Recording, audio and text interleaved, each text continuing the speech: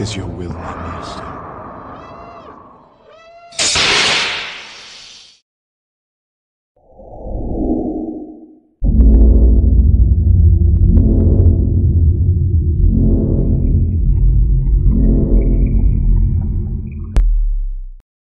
Hey, what's up, Jay? Quick demo video for you for your KR Sabers Obiwan TPM saber. Got this done yesterday. This saber gave me a little bit of trouble because I wanted to do a removable chassis or just a removable battery chassis. You had sent the Goth Eco chassis with this guy, but it has a static battery with a recharge port, and I had asked you if I could give it a crack at a removable battery, and you said yeah, so that's what I did.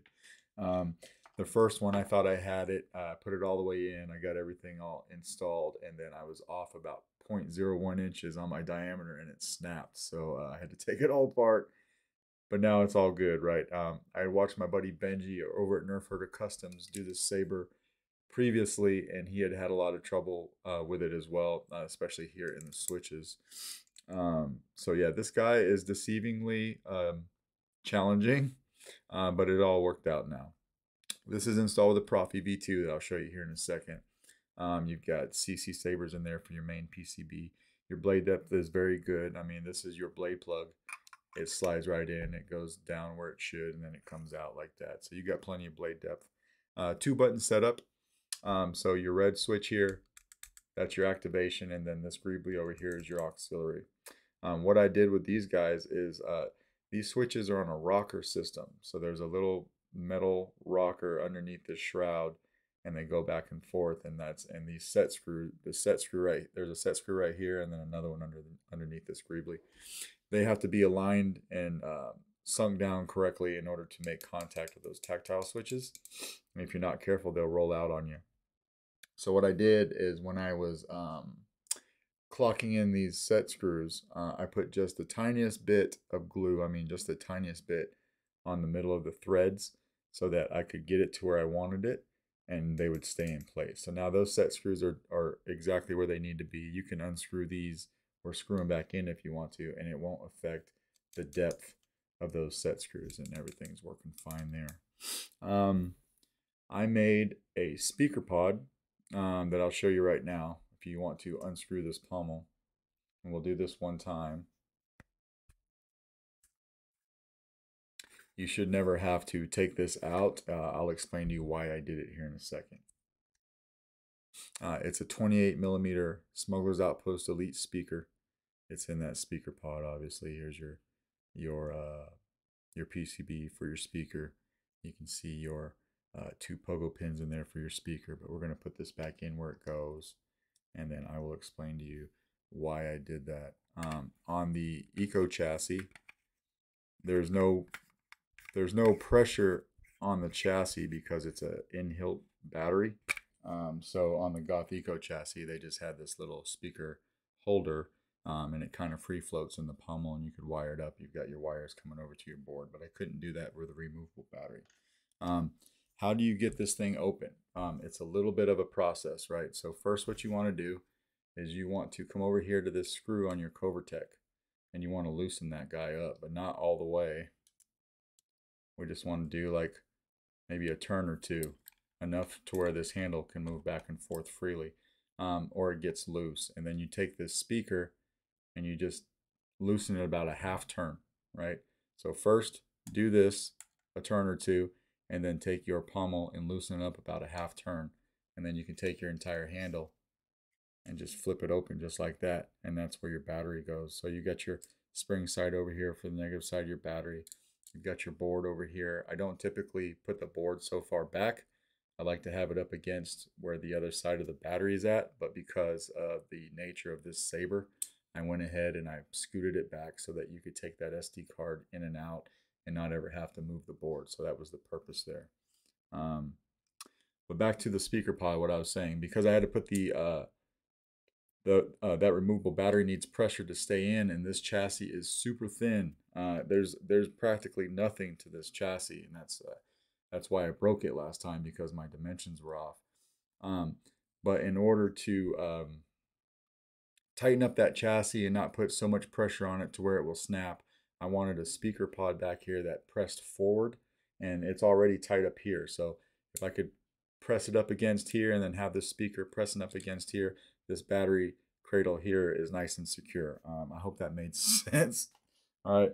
If I didn't have that speaker pod in there and I went to shove this battery in, over time that chassis would break, is what I'm saying, because it's so thin to be able to fit in here.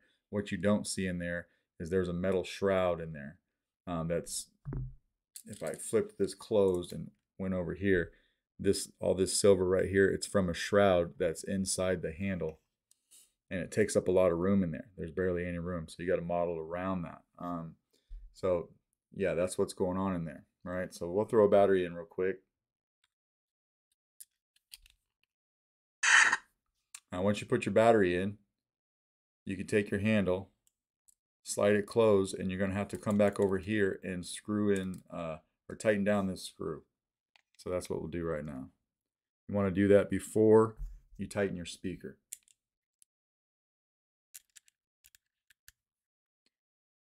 There's a little channel that this screw rides on, and at the end of this demo, I'll show that to you, right? So once you tighten that down and your handle is nice and tight, come back over here and tighten down your speaker. And now everything is good to go.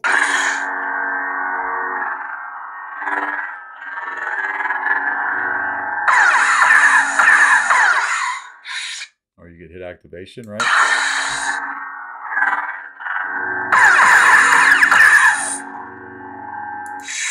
Just like that. This takes a 1-inch diameter neopixel blade, so we'll throw that in real quick. You will need to lock your blade down. So we'll do that right now. This just has the stock font package on it, so I didn't include a copy of the config file. But if you need one, I'm happy to provide what I used. I don't typically provide it if it's just a stock font package, because I know that customers will be loading this on with their own thing. The only thing I changed from the stock package is I put motion controls on it.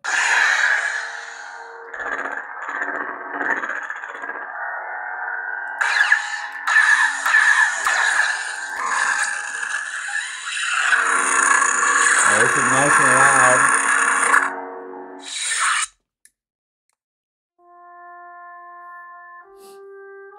Your sound venting is coming out all through here, all around this pommel, and it sounds nice and loud. So we'll switch sound fonts. Smooth Jedi.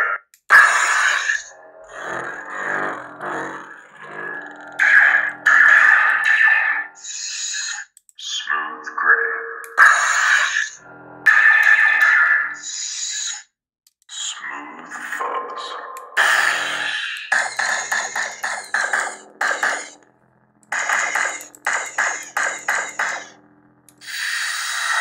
Like that, and then we'll take this blade out and go over the saber again. I'll show you what's going on with the handle, because there's a lot of stuff you can't see.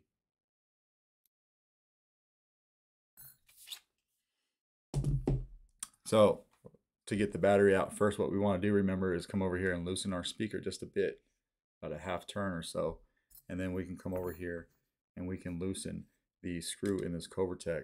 Now originally, let me just take this out first and then we'll go over it. It'll make a lot more sense.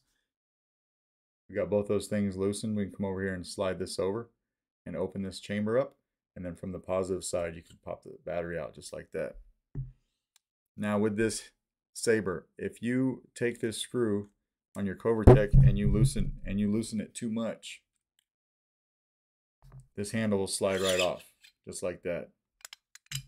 Because that screw in that Covertech is meant to ride in this channel right here. If you can see this channel all the way around here, right? Now originally there was a set screw that went right here, and it was supposed to line up with the screw that's in the Covertech, and that's how you tightened it down. I found that to be a little tough to do because you couldn't see it and you had to be perfect with it. So what I did was I came in, I took this Covertech off, I deepened that hole for that screw so that you could crank down more on that screw and it would just lock inside this channel, and you don't have to worry about grabbing that small set screw, and it seemed to work out better, right? I'm going to go ahead and unscrew this and take the speaker out. You should never have to disassemble it like this, but you know, if you ever loosen this up too much and this whole handle comes off, you know, that's why. You only need it to loosen it enough to where it can ride in that channel and not be tight on you. So we'll come in here, we'll slide this all the way in. Right, tighten this down, but not all the way. So now it won't come out, but it still spins just like that. And that's exactly what you want right there. So I'll put the speaker back in for safekeeping. Just know that's how you assemble it in case you ever, you know, this handle ever comes off on you accidentally, because it's easy to do the first time or two until you get an idea of how much you need to loosen this guy to access your board. But after that, you shouldn't have any problems. And you could really crank down on this guy, this Covertech screw, and you're not going to hurt anything, right, by tightening it up. So now everything is rock solid. You don't hear any shaking. But anyway, that is your Saber. I know there's a lot to it. Let me know if you got any questions. If not, I will get this out in the mail to you by tomorrow. All right, thanks.